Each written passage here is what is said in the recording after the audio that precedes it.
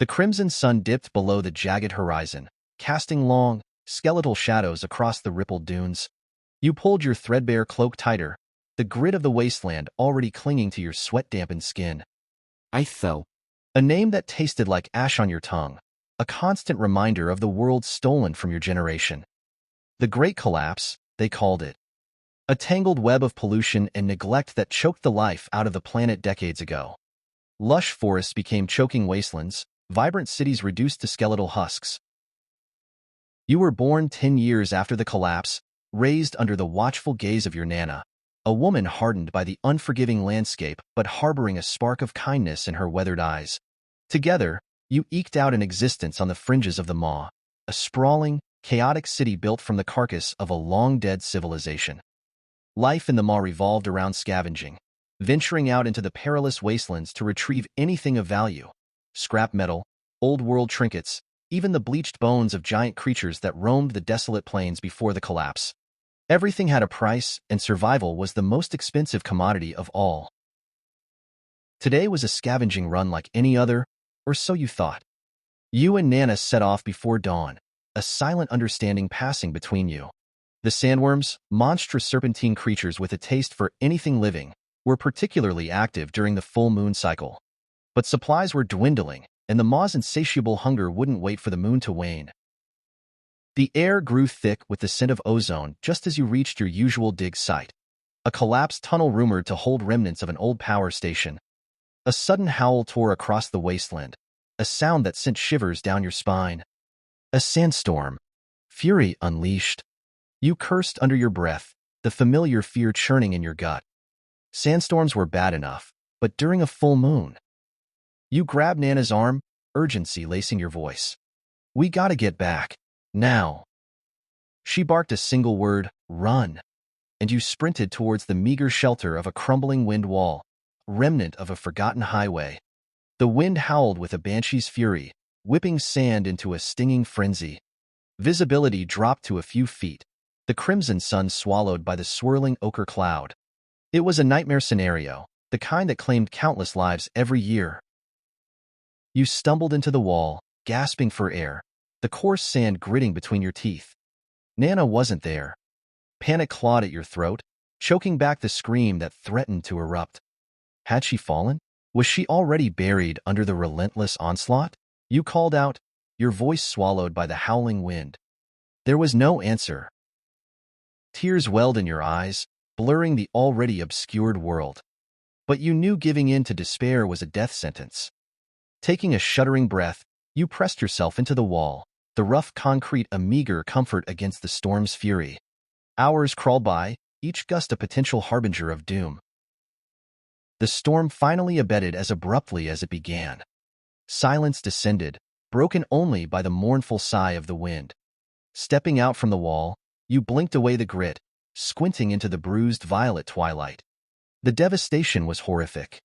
The landscape, once punctuated by jutting rock formations, was now a featureless expanse of wind-sculpted dunes. Hope, a fragile ember you'd nurtured for years, sputtered and died. How would you find Nana in this unrecognizable landscape?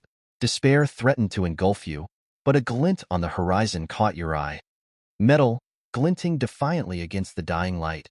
It could be anything, a scavenger's discarded tools, even a trap left behind by a particularly cruel soul. But it was a sign, a single thread in the tapestry of chaos. With a renewed surge of determination, you trudged towards the glint, the sting of the sand a dull ache compared to the hollowness in your chest. As you neared, you realized it wasn't just metal, it was a small, battered datapad, half buried in the sand. It could be a dead end, but it could also be a message, a clue left behind by Nana. Your heart pounded against your ribs as you knelt down, the weight of the datapad in your hand heavier than its physical form. The screen flickered to life, revealing a series of hastily scrawled notes. They were Nana's handwriting, unmistakable even in the tremor of her fear. The words blurred as your eyes filled with tears of relief and hope. She'd survived, but she wasn't heading back to the Maw. Instead, she'd found something, a map, a promise, a whisper of the haven. The map, crude but precise, pointed to a location far beyond the wasteland's edge. Nana had scribbled a message alongside it. Find the oasis. Survive. I'll follow.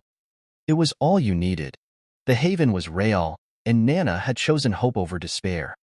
You tucked the datapad into your cloak, feeling a warmth that didn't come from the meager sun. Survival instincts took over. You surveyed the new terrain, the horizon now a blend of red and purple. Sandworm tracks weaved in the distance, but none were close. The storm had changed the landscape, but the setting sun painted it with a strange beauty, a stark contrast to the horrors you just endured. With the last of your water and a handful of salvaged supplies, you set off in the direction Nana had marked, the map's promise guiding you like a beacon. The journey ahead was fraught with danger, but you felt a spark of excitement mingling with your fear. The wasteland had always been a prison, but now it was a labyrinth leading to a prize that could mean life. The whispers of the dying world grew fainter with each step, replaced by the steady rhythm of your heart and the crunch of your boots on the hardened sand. The maw in its corrupt embrace grew smaller in your mind, overshadowed by the dream of green leaves and fresh water. You'd scavenged enough to know that the wasteland was unforgiving, that hope could be a siren's call leading to a brutal end. Yet, as you stared at the map, you felt a kinship with the brave souls who dared to believe before you. And with Nana's belief in your pocket, you took the first step into the unknown, the promise of the haven lighting your way. The sandworms remained a threat, lurking beneath the surface, but you had a mission now, a goal that transcended the drudgery of survival. Each dune you crested brought you closer to a future that didn't taste like dust and despair. The journey had just begun, but you were ready to face whatever Ethel had in store. The days blurred into a rhythm of marching and rationing. You'd scavenged enough to sustain you for the trip, but every mouthful of jerky and sip of water was a precious commodity, measured against the vastness of the wasteland. At night, you huddled under your makeshift shelter, a patchwork of fabric and salvaged tarps, listening to the mournful song of the desert. It was a solitary existence, but the thought of Nana out there, searching for you, kept you company. One morning, you woke to the rumble of distant engines. Your heart leaped. Was it a rescue party from the maw, or something more sinister? You buried your supplies and climbed the nearest dune, heart pounding in your chest. Over the horizon, a convoy of sand skimmers carved their way through the desert. They were traders, their vehicles loaded with goods and weapons. A flicker of hope grew. They might know something about the haven. But approaching them was risky. The wasteland had a way of bringing out the worst in people. You watched the convoy from a safe distance, the sun glinting off their chrome exteriors. As they drew closer, you noticed something peculiar. A symbol painted on the side of one of the skimmers, a stylized tree growing from a cracked earth. It was a sign of the haven seekers, a secret language of hope etched onto the very fabric of the wasteland. You swallowed hard. This could be your ticket to Nana, to the truth, to life itself. With the wind in your favor, you approached, cloak billowing, your hand raised in peace. The skimmers slowed, the air thick with anticipation. Would they be your salvation or your doom? The traders, a grizzled group of men and women, eyed you suspiciously. They were hardened by the wasteland, their faces etched with lines of struggle and their eyes haunted by battles unseen. The leader, a broad-shouldered woman with a scar that bisected her left eyebrow, stepped down from her skimmer, a wary hand on her holstered pistol. "What's a young un like you doing out here?" she barked, her voice raspy from the constant assault of sand. You stepped forward, the map hidden within your cloak. "I'm looking for the oasis," you said, your voice steady despite the fear coursing through you. "I've heard whispers of a place called the Haven. Have you?" The woman's gaze flickered, a spark of something akin to hope in her eyes. "We all are, kid," she said, her hand moving from her gun to the necklace that bore the same symbol as the skimmers. "But that's a tale for another time. Right now, we need to get moving before the worms come out to play." With a nod to her companions, she offered you a seat on one of the skimmers. It was a gamble, trusting strangers in this harsh world, but you felt a pull towards the symbol of the tree. They might not be your salvation, but they were a lifeline. You climbed aboard, the engines hum a symphony compared to the silence you'd endured. As the skimmers sped off, you couldn't help but look back at the solitary dune where you'd been lost. The wasteland had been your home, your prison, your teacher. Now, it was your path to something more. You clutched the datapad tightly, the map a beacon in the vast Red Sea. The journey ahead was fraught with danger, but you had a destination, a purpose, and the echo of Nana's love urging you on. The convoy pushed westward, the crimson sun setting a fiery stage for the evening. You shared your story with the traders, the words spilling out like water in a desert. They listened, nodded, and shared their own tales of loss and survival. They had seen the symbol before, heard whispers of a place where the air didn't burn and the sand didn't bite. Their destination was the same, the haven. They were your kin now, bound by the same desperate hope. The nights grew colder, the stars a glittering array of forgotten worlds above. Around the campfire, the traders spoke in hushed tones, their eyes reflecting the flickering flames as they shared stories of the haven. Tales of lush forests and rivers that flowed with sweet water painted a picture so vivid you could almost taste the moisture in the air. Each story wove a tapestry of hope that grew stronger with every thread. The leader, who introduced herself as Mara, took you aside one evening. Her eyes held a gentle warmth that belied her rough exterior. "You're brave, coming out here alone," she said, handing you a steaming cup of tea made from the last of her ration herbs. "But it's not safe. The wasteland has a way of breaking the best of us." You nodded, the weight of her words not lost on you. The journey had been hard, each step a silent promise to Nana that you'd find her, that you'd make it to the haven together. "I know," you murmured, sipping the bitter brew, "but I can't stay in the maw, not knowing there's a chance at something better." Mara's expression softened. "There's always a chance, kid. That's what keeps us moving. But don't let hope blind you to the dangers." She paused, her gaze drifting to the horizon where the sandworms were rumored to hunt in the moonlit nights. "Those monsters out there, they're drawn to life. To hope. We've got to be smarter than them." Her words echoed in your mind as you lay in the makeshift shelter, the fabric rustling with the whispers of the desert. The traders had offered you protection, but their kindness had a price. Your story had spread like wildfire, and not all who heard it had good intentions. You knew you had to be vigilant, had to keep your guard up. The haven was a beacon, but it was also a siren's call, luring the desperate and the greedy alike.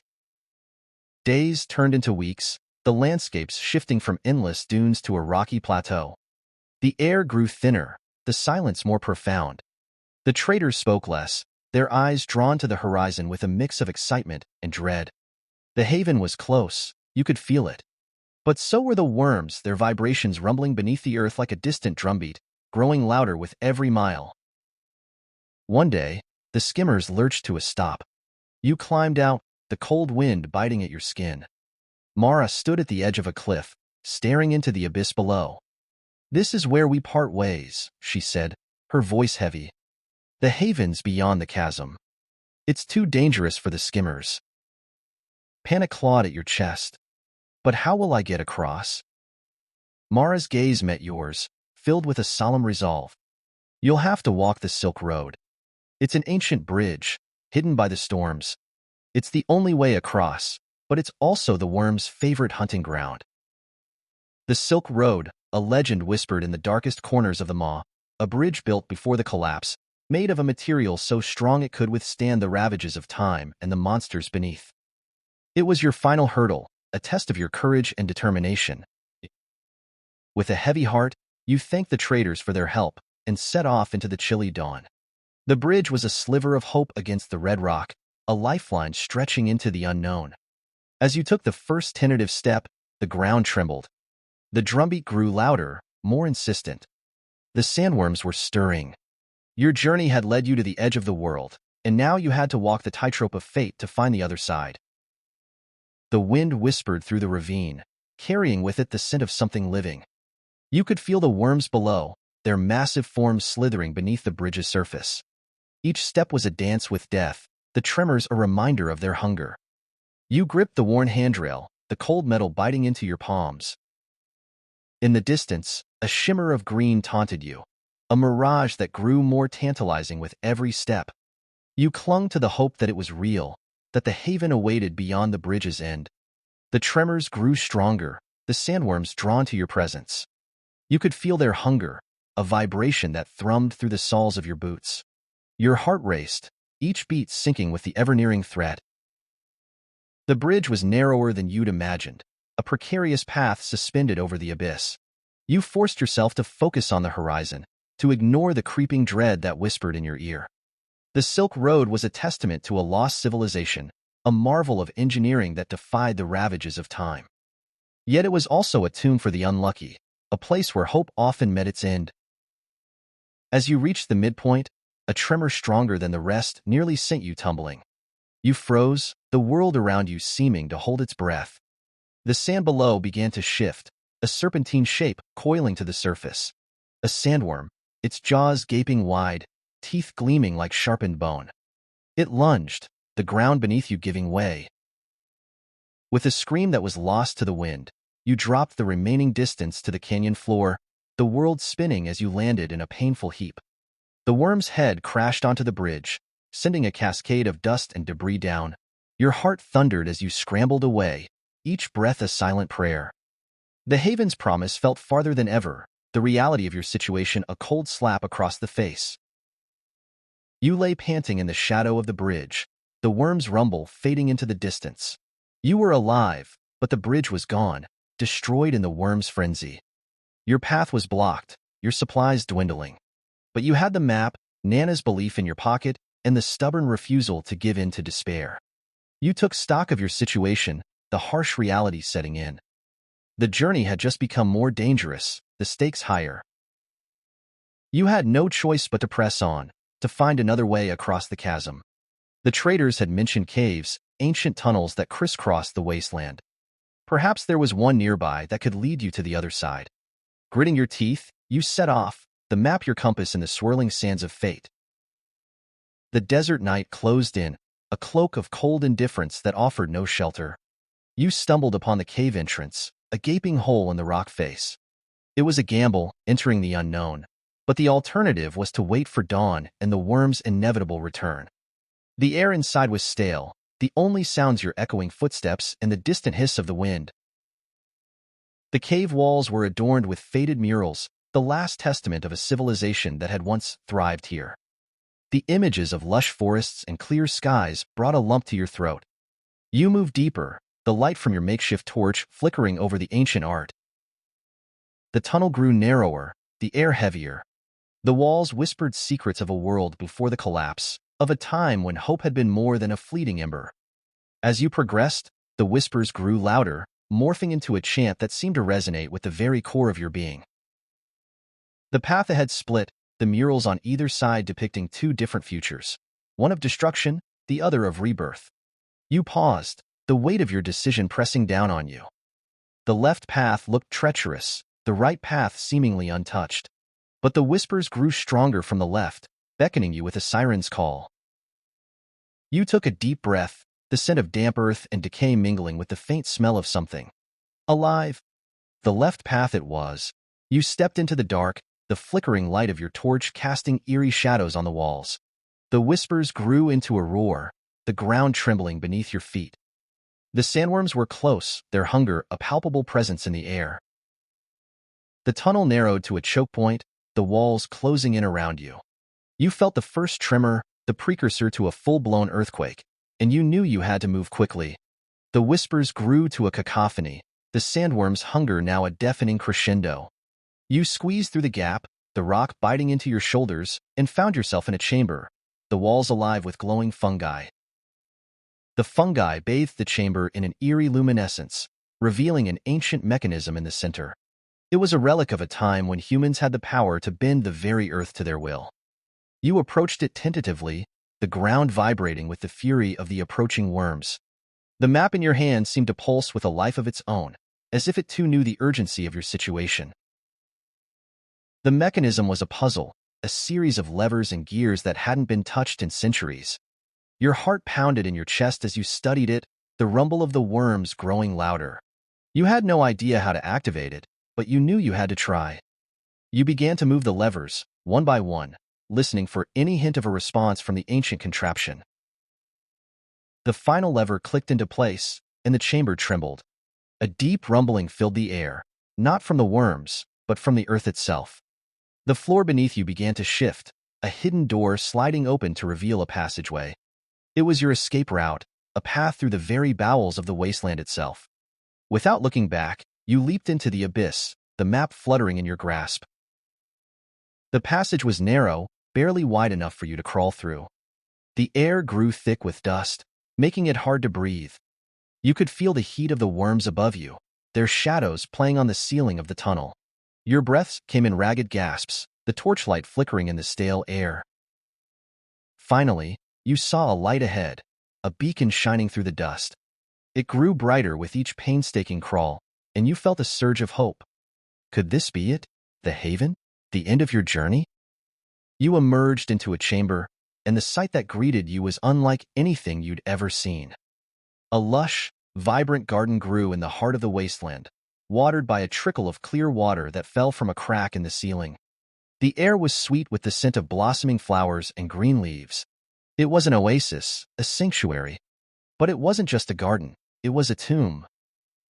The walls were lined with pods, each one containing the remains of those who had come before you, seeking refuge. They had found life here, but not the life they'd hoped for. The pods were open, the bodies desiccated, long since picked clean by the fungi that now flourished. The realization hit you like a sledgehammer. The whispers had been their last gasps, the garden their final prison. But amidst the pods, you saw something that made your heart leap. A cloak, tattered and dusty, but unmistakably Nana's. She'd made it this far. You weren't alone. You stumbled towards it, your voice hoarse as you called out her name. The echoes of your cry were the only answer, a chilling reminder of the solitude that had followed you across the wasteland. The pods held no life, but there was something else here, a presence that seemed to hum with energy. A console, ancient and alien, stood at the far end of the chamber. It glowed with the same light as the fungi, the same light that had guided you through the tunnel. You approached it, the map seeming to guide your hand to a single button. As you pressed it, the chamber trembled, and the pods around you began to close, the garden retreating into the shadows. The ground beneath you gave way, and you fell, the world around you going dark. You had no idea what lay ahead, but you had a name now, a destination that wasn't just a whispered hope, the Silent City. It was rumored to be the last bastion of civilization before the haven. You tumbled through the earth, the rush of air deafening. The pods, the garden, the whispers, they were all left behind as you plummeted into the unknown. The fall was endless, your stomach lurching with every twist and turn. The world outside had been a maelstrom of dust and death, but here, in the belly of Ethel, you found yourself in a silent embrace. When you finally stopped, you were in a chamber that gleamed with an unnatural light. The walls, floor, and ceiling were made of a smooth, silver material that reflected your panicked expression. The only exit was a single door, sealed tight. Your hand instinctively clutched the map, the paper now crumpled but the symbol of the tree still clear. The Silent City was your new objective, but first, you had to escape this tomb. The door hissed open, revealing a corridor that stretched into infinity. The air was cool and sterile, a stark contrast to the choking heat of the wasteland. The walls were adorned with murals of a city untouched by the collapse, a metropolis of gleaming spires and verdant parks. It was a vision of a world that no longer existed, but you clung to it like a lifeline. As you ventured deeper, the whispers grew faint, replaced by a new sound, the steady tick-tock of machinery. The corridor opened into a vast chamber, filled with the remnants of a society long dead. The machines hummed and clicked, their purpose a mystery, their power a tantalizing enigma in a world where even the sun had abandoned its duty. The chamber was a maze of corridors and stairs, all leading to different levels of the underground city. You moved with the quiet grace of a ghost, every step echoing in the emptiness. You were in the Silent City, but it was not the haven you'd imagined. It was a tomb, a monument to humanity's hubris. You stumbled upon a room that seemed to be a library, the shelves laden with books and scrolls that had somehow survived the ravages of time. You thumbed through them, hoping for a clue, a map, anything that could lead you to Nana or the haven. As you scanned the titles of one dusty tome, a sudden realization struck you. The language was familiar, a dialect of the old world that Nana had taught you. With trembling hands, you pulled the book from the shelf. It was a diary, a testament to a life lived in the shadow of the Great Collapse. The author spoke of the silent city, of the promise of the haven, and of the sandworms that had claimed so many lives. You devoured the words, your eyes racing over the yellowed pages, until you reached the final entry. The writer had found a way to disable the worm's tracking systems, a frequency that could be emitted from a device hidden within the city. It was a desperate gamble, but it was the only way to reach the haven undetected. The device was said to be in the city's control room, a place of power and secrets. The corridors grew narrower, the air thicker with the scent of ancient machinery. The whispers of the dead grew louder, a chorus of lost souls urging you onward. You felt their desperation, their hope that you might succeed where they had failed. The control room was a cavernous space, the heart of the silent city. It was a hive of consoles and screens, all dark and silent, the air thick with the scent of dust and decay. But in the center, a single light flickered, a beacon in the gloom. You approached it, your footsteps echoing through the chamber. The device was there, a small, unassuming box with a single button. It was the key to unlocking the path to the haven, to finding Nana. You took a deep breath, your hand hovering over the button. If the diary was right, pressing it would disable the worm's sensors for a brief window, allowing you to escape. But what if it was a trap? What if it brought them down on you instead? You glanced back at the door, the whispers of the dead a fading memory. The corridor was empty, but you knew the worms could be anywhere, just beyond the city's walls, waiting. The button called to you, a siren's song of hope and fear. You clutched the datapad tightly, Nana's handwriting a silent reminder of the stakes. With a trembling hand, you pressed the button. The room erupted with light and sound, the screens flickering to life, the consoles humming with power. The floor beneath you trembled, and you braced for the worst.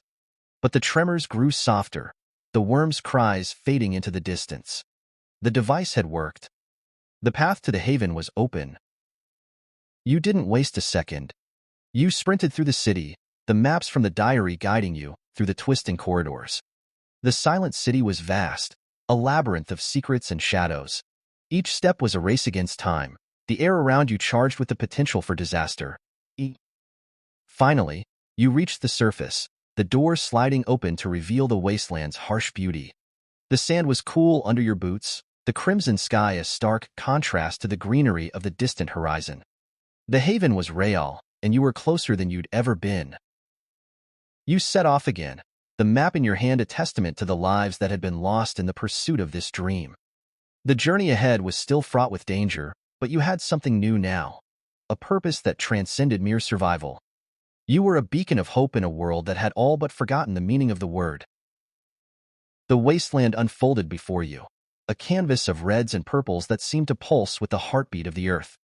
The wind whispered tales of those who had come before, their dreams lost to the sands of time. Yet, you pushed on, driven by the promise of what lay beyond. Each step was a silent prayer, a whisper of defiance against the desert's embrace. The worms remained a constant threat, their shadows flitting just beneath the surface, but the device kept them at bay. You felt their hunger, a distant throb that reminded you of their ever-present vigil. Days turned into nights, the stars a cold comfort in the vast expanse above. You scavenged what you could, but the land grew barren as you approached the rumored location of the haven. The trees grew sparser, the sandworms fewer. It was as if the very earth was holding its breath, waiting for you to arrive. The horizon grew clearer, the mirage of green sharpening into reality. The haven was there, just within reach. But as you crested a final dune, your heart sank. The trees you'd seen were not a sign of life, but a grove of skeletal giants, their branches clawing at the sky in silent agony. The oasis was a graveyard, the sand thick with the bones of those who had come before. The haven was a lie, a myth that had led you into a trap. But as you stood there, defeated, a flicker of movement caught your eye. A figure, emerging from the shadows, a cloak billowing in the breeze. Nana. Her eyes, once filled with warmth and wisdom, were now haunted by the wasteland's cruelty. Yet, the moment she saw you, the spark of hope ignited into a bonfire of relief. "Rhea," she croaked, her voice a testament to the miles and dangers she'd faced to find you. You rushed to her, the years of separation forgotten in the desperate embrace of reunion. Nana clutched you tightly, her bones more pronounced than you remembered. Her skin was leathery from the sun's unforgiving kiss, but her eyes shone with the unyielding spirit that had carried you both through the darkest of days. "The haven," she whispered, her voice a mere breath of hope. "It's not a lie. It's here."